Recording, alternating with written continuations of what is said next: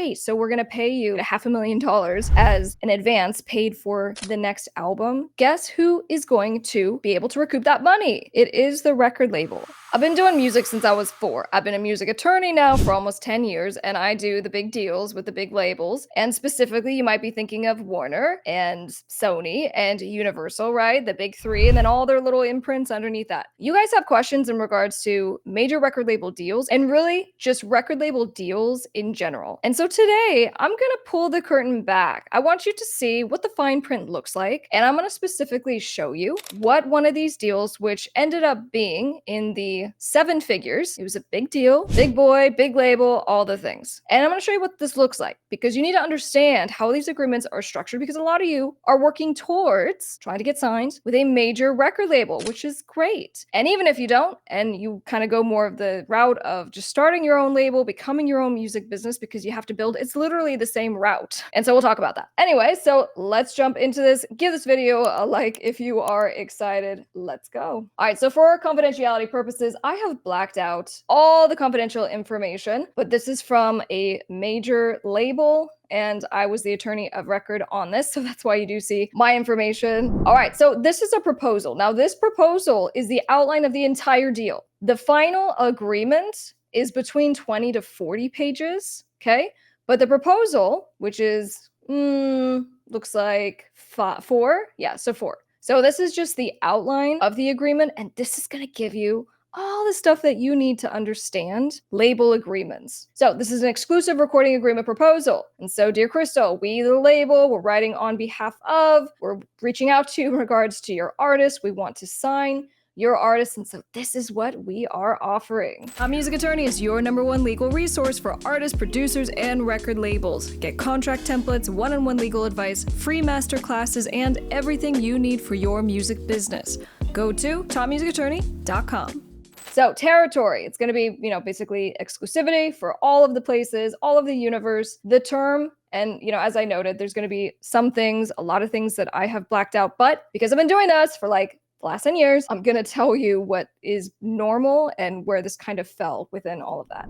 So the term product commitment, this means what is the artist committing to? And when you guys see this, you get super excited. You're like, I'm going to do an initial album or an initial single or initial EP. And what the label does is that they want options. Okay, so the word option is what we are looking at very carefully. So here there were 5 separate options requested for additional albums. And the way you got to think about this, because labels try to explain it and they'll go, if we want to continue investing in you and helping to grow your career, we're going to keep extending the contract, which sounds like they're going to be your ongoing bank. It's going to be amazing. But what you're not realizing is that they are locking you in at these agreed upon terms for 5 albums. Okay, if you think about the cycle of an album, usually it's no faster than a year. That's way aggressive. It's more like a year and a half. So we're thinking this is a 7-year, 8-year, 10-year contract. So we keep an eye on that because, we want to have the least amount of options as possible. Honestly, you probably want to try and negotiate for 1 to 2. All right, this is a lot, but this is also common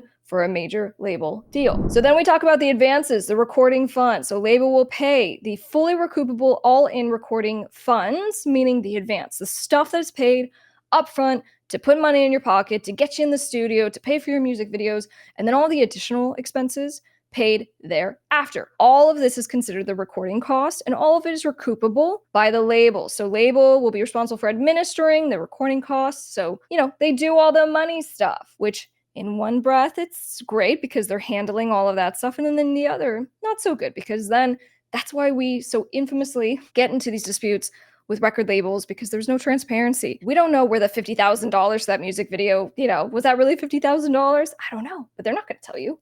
Well, until I get involved. All right, so then it goes, so for the commitment, here's all the juicy money that we're going to pay. Now, like I said, this was a 7-figure deal. I can't show you the real numbers, but what I can tell you is that the initial payment was in the 6 figures. All right, so they go, we're paying this amount all in upfront, and so you're going to do these initial things, provide these initial things, and then this is the interesting piece that I want you guys to see. In addition to the foregoing amount, we're also going to pay Krystle Delgado the amount of, this was in the 5 figures, I can't tell you the number, it was in the 5 figures, as a contribution towards legal fees incurred by the artist. So, that's also great because as part of the deal, they're paying for the artist legal fees. It's expensive. We have to negotiate these things. It can take weeks. You know what I'm saying? I get it. But that amount was not paid to the artist unless the artist signed, right? Isn't that kind of, I don't want to say manipulative, but that's very much going to encourage the attorney on behalf of the artist to get the deal done. You would think that this kind of thing of them offering 5 figures and high 5 figures for the attorney once this agreement is signed is quite the incentive to get this done. But I gotta tell you, I sat down with my artist and I said, I don't think you should sign this. I don't think you need the label. I think you can do this yourself. And I believe that. And he didn't sign it. And then solely with respect to the initial commercial release of the committed, initial thing, there's also going to be, this amount that's going to be paid. Okay, so there was an amount that was actually put into the artist's pocket. Now, this is how it was restructured for the options. And the reason that the label does this is to make sure if we're signing Kanye, for example, and we're going to do 5 albums for Kanye, we want to make sure that he is locked in. So this is how they do it. So album 1, they go on the first option that we exercise, we're going to pay this amount of money. Again, 6 figures, which will promptly be paid upon us exercising the option. And then for albums 2 through 5, this is how it's going to work. And so they actually do a calculation. I can't tell you what the percentage is, but generally speaking, let's say it was between, we're going to take from the recording fund of what we paid for the applicable album, we're going to calculate the minimum and the maximum based on the previous album's earnings to figure out how much we're going to pay you. So this is then they give this little list and we go after album 1 for 2, 3, 4, and 5.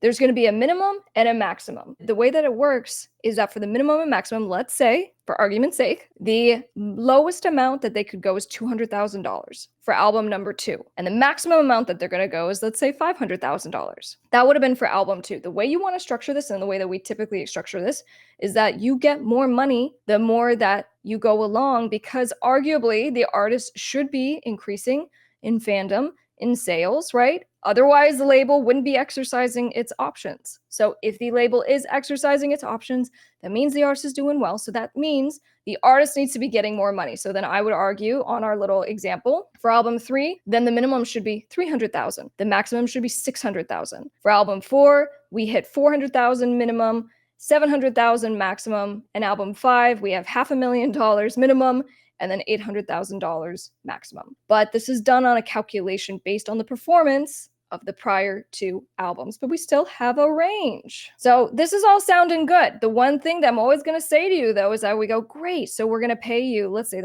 you're going to get $500,000 as an advance paid for the next album. That's awesome. Guess who is going to be able to recoup that money? It is the record label. So I just always want to couch that and just be like, they are a bank. That's all we're saying. And so just make sure that that money, for the amount of time that you're going to be tied up, for the amount of albums that you are not going to own, that this label is going to own in perpetuity, like just make sure you understand what you're giving up in exchange for that. If that makes sense, let's go. If you're a hustler like me, working on your career every day, go to topmusicattorney.com to apply to work directly with me. Let's get your music business to 6 figures and beyond. All right, so then we go to the royalties and you're like, well, how much are we going to get in the royalties? Because this is the upfront money. This is the advance. What about the royalties? So royalties all in. This is calculated based on 100% of all of the earnings. So we do the US top line royalty for the artist is, and what I can tell you and what I can share is that typically we negotiate this, especially for a major label, somewhere between 12 to 18%. I mean, you'd have to be a real rock star kind of independent artist to get more than 18%. And this particular artist was definitely closer to a rock star independent artist, and he had kind of done his own, thing and built something great and all this stuff. So in any case, the percentage is something that we negotiated, and then you have the foreign, percentages based on each territory. So all this has to be negotiated, all right? But in all of it, at the end of the day, remember, we're saying that the royalty is based on net earnings. And the reason we care about that is that when we're like reasonably trying to figure this out, there's a reason why artists and bands get really upset and they're like, I haven't received my royalties. It's because you sign this thing and you're like, cool, I'm taking the 300,000, and then I'm taking my next advance of the 400,000, and maybe the label doesn't recoup. And so the label gets to take 100% of everything until they recoup. Okay, it's a loan.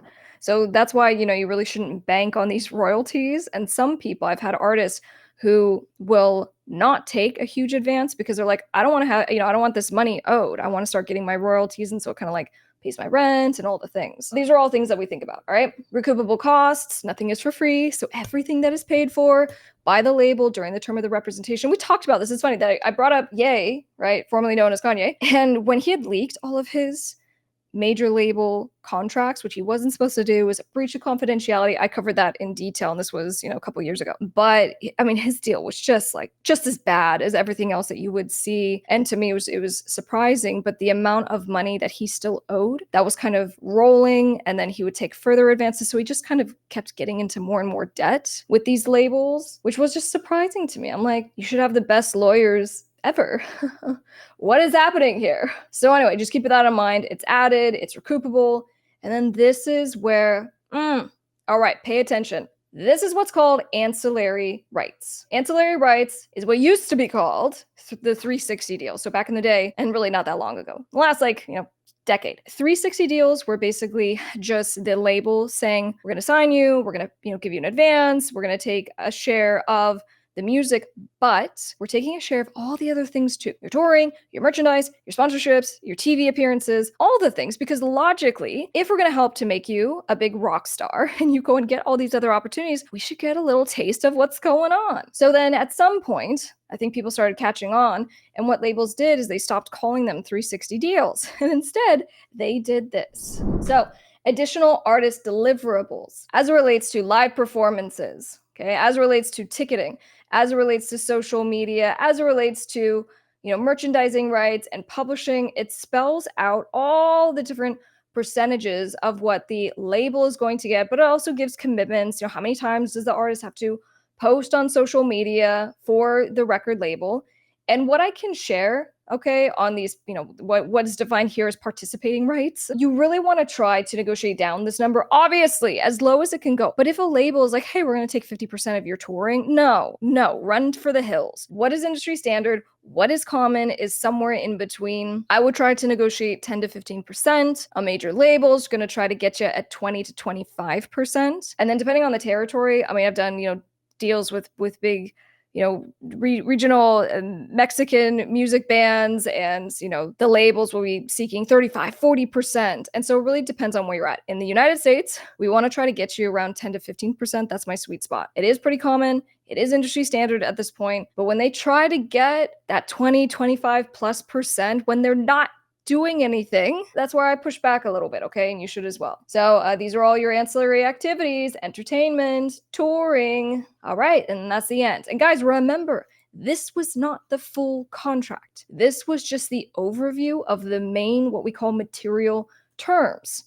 Okay, and I want to show you, for example, by comparison. So the full length agreement that came with this, and with any deal like this, ends up being like 20, 30, 40 pages. You cannot go through that kind of thing by yourself. You just can't. Okay, you're going to get taken advantage of hugely. And I've had people even lose their names, their trademarks, because they just signed it away to the label, and in the contract says you've had an opportunity to get an attorney, so it's not our fault if you don't. And that is legally enforceable. So spend the $500, spend the $1,000 to have your contract reviewed, whatever it is. But in the meantime, what you should also do is look at this. Okay, so this is an exclusive recording agreement template. In this is 5 pages. It's very concise. It's right to the point. And so it has things like, how long is the agreement for? Are there options, right? Who owns what, right? The payment, how many royalties is everyone getting? What about the ownership of the compositions? Who's going to have creative control? And then here we go. There's those ancillary entertainment rights. And so with this agreement, the exclusive recording agreement, this is a template that I built for you guys. And this is the one that I have used for the last couple of years for all of my artists and bands and record labels who want to just do it themselves. Need contracts for your music business? Go to topmusicattorney.com to get downloadable templates such as NDAs, record label agreements, management agreements, featured artist agreements, and so much more.